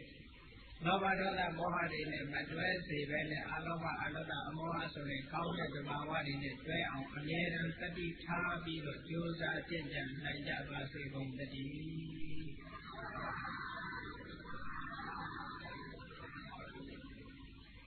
ကဲမေတ္တာဘာဝနာပွားပြီးတရားဝဲသိရအောင်တတဝါများစွာဘေးရန်ကွာ ချမ်းသာကြပါစေတတ္တဝါများစွာဘေးရန်ကွာချမ်းသာကြပါစေမေတ္တာရေချမ်းသုံးငါဖြံငြိမ်းချမ်းကြပါစေမေတ္တာရေချမ်းသုံးငါဖြံငြိမ်းချမ်းကြပါစေသက်ရှိချမ်းသာစိတ်ချမ်းသာလူရဆန္ဒပြပါစေသက်ရှိချမ်းသာစိတ်ချမ်းသာလူရဆန္ဒပြပါစေဓမ္မောသတံပိဝိတဝါနဝိတာတဗ္ဗေသရုဟတံအာသရမရာတိတိဘာဝောနိဗ္ဗာနံယန္တုတရောဓမ္မောသရံလောဘဒေါသမောဟစိတ်ကြောင့်ကိကြောင့်ခြင်းတရားစေကုန်ပိဝိတဝါဝတ္တရွှင်ပြသောကြရကုန်သောကြောင့်ဝိတာတဗ္ဗေပုသညစ်နှောင်ကိလေသာအစိတ်အတောက်ဘုရားများတို့သည်သဗ္ဗဟတာပိကြဘေပေယေဝတိတကဲ့သို့ကင်းစင်လင်းပြောင်းပင်မရအောင်ဖယ်ဖြောင်းအပ်ကုန်သည်ဟောတုစိစိပတိဖြစ်ကြပါစေကုန်လေအာသနာပရံအိုခြင်းလေကွာနာခြင်းလေကင်းသိခြင်းလေရှင်းထသောဒီဒီဝဝံကိလေသာဟုအပုခတ်သိင်ကိဉ္စရာစိဖြစ်ပေထသောနိဗ္ဗာန်နိဗ္ဗာန်ဟုသောဤပြုတော်သို့သာရောတရားချစ်ခင်စိတ်ကောင်းဝိညာဉ်သူတော်ရှင်များတို့သည်ယံတုပါရမီအစစ်စစ်မြင့်တယ်မြည်၍မလင်ပုံသေးဆက်ရောက်တော်မူကြပါစေကုန်သတည်း